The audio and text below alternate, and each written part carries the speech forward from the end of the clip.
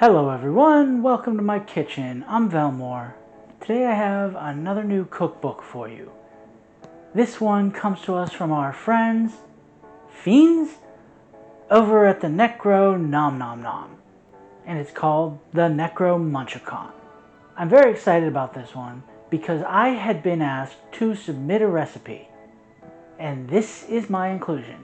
A delicious homemade barbecue seasoning that is great on chicken or popcorn, but today we're going to be putting it on some spiralized fried potatoes. This is the Spiraling Madness of Baar'beq-hu.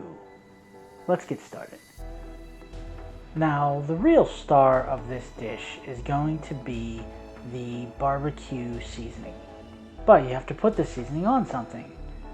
So for spiralized potatoes, I'm going to be doing this on a spiralizer. There are a couple things you can do if you don't have a spiralizer. You can slice them very, very thin with a knife or a mandolin if you have one to get very thin potato chips. You can also pierce the potato with a wood skewer. And then what you would do is with your knife, you would just slice into the skewer and rotate the potato, giving you the spiralized effect. I thought about doing it just to show, but the wood skewers I have are very cheap and kept breaking. So I'm just going to use my spiralizer. Also, if you're slicing them or using the hand spiralizing method, you may want to peel them. At least with this spiralizer I'm using, the pieces are going to be so thin you're not going to notice a little bit of potato skin on it. So I'm going to leave it on.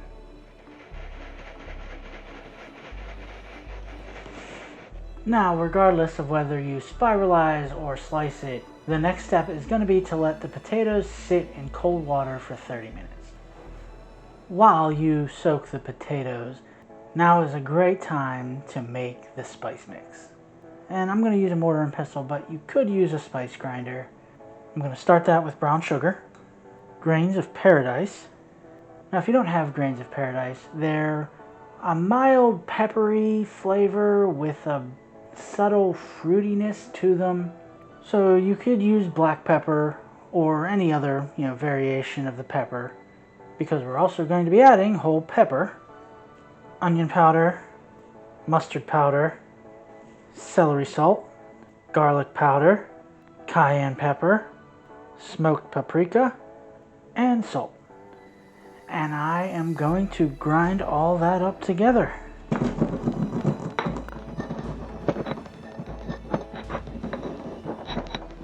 For this, I'm using peanut oil. You could use whatever your preferred frying oil is. And it's important to make sure that once you're done soaking the potatoes, you dry them off very thoroughly. And now I'm going to add my potatoes. You want to do a little bit at a time just to make sure you don't overcrowd the pan. And then after about 2 or 3 minutes, when the potatoes get golden brown, take them out, put them onto paper towels, and immediately hit with some of the seasoning.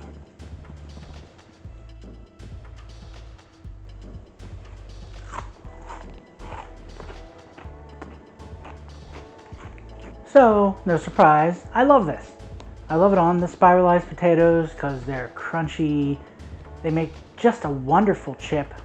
The seasoning itself has a little heat from the cayenne, but not too much. The little bit of brown sugar makes it ever so sweet. And then, like I said, it's a combination of some nice peppery notes and, things you might expect from a barbecue chip. Now, this might not be something you would want for like a barbecue dry rub or for something on the grill, but I think it's very good for what you might come to expect from a barbecue potato chip. The ingredients and directions in this book aren't quite as flowery as the Necronomnomnom, so there's not an appendix in the back with better directions, but I don't think it needs it. Like I said, they're not as flowery.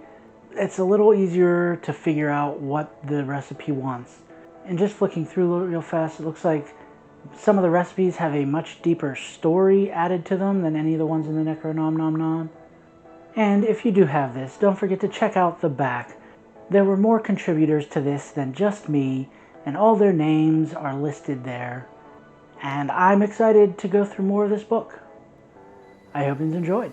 You can follow me on Instagram at Chef Velmore. I'll have the link in the description below. Thanks for watching. Like, subscribe, come on back next week for another recipe.